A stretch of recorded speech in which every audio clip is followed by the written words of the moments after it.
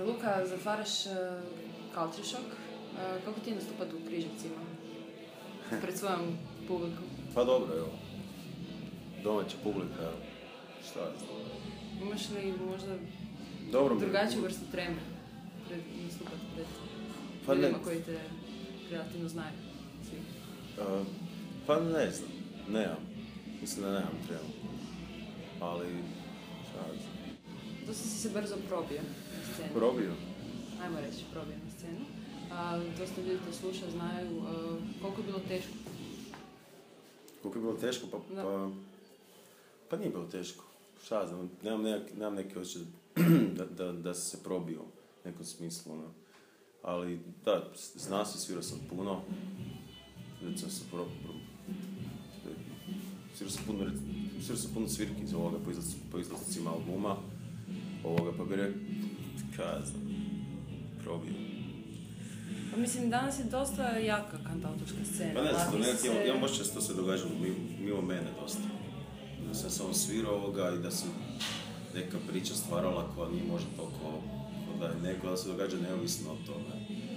O tim ovim svirkama, ne znam. Nemam neki odnos sa tim, s tim da se probi, da se zna za mene i to. Sjeća se kao na regularno, neko ko svira i možda smo čuli za njega. Dobro, kako gledaš na današnju kantautorsku scenu? Pa... Ima dosta imena, mislim, cool. Danas je to zapravo. To je super i ništa nek svira, nek se bude što bolji. Ne bi nekoga izdvojio? Pa u Glavni Princess mi je super. To bi sigurno izdvojio. Ima još puno ljudi koji se razvijaju, koji sviraju lijepo. Mogu bi sad napraviti dosta imena. Recimo Glavni Princess je super.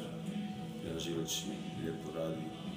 Marš Melon je dobro, je super. I tako, svako ovisi neke prigodi kakav mi za... Ima izvođača. Ili imaš nekakvu pretenziju sad napraviti u sebi, ajmo reći, zvijezdu? Zvijezdu? Ili samo stvaraš... Ništa ispod svjetskog vrha ne zanima, da. Samo top. Okay. Kako komentiraš na... Koji je ovo? 10. 11. Culture Shock? 10. Da. Koncepcija, kako ti se sviđa to? Pa nisam možda žadio reviju u Križicima, pa sam propustio sve događaje na ovom Culture Shocku. Evo ne budem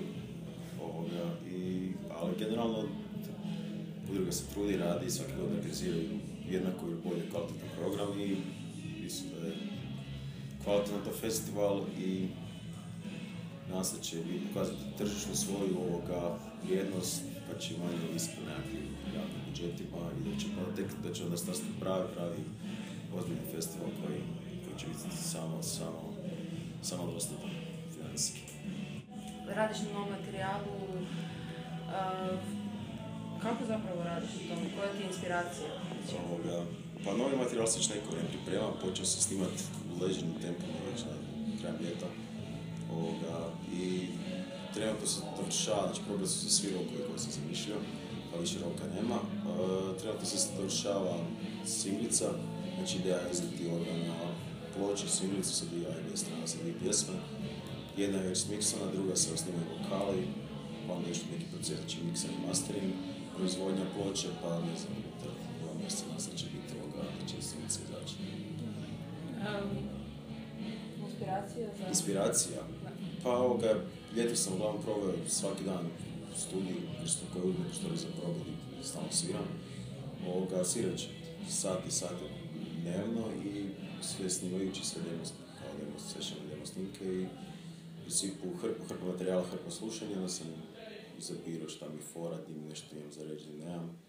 I tako da, šta znam, šta je bila inspiracija. Ne znam, još nije gotov album kad završi, onda ću znati šta je bila inspiracija.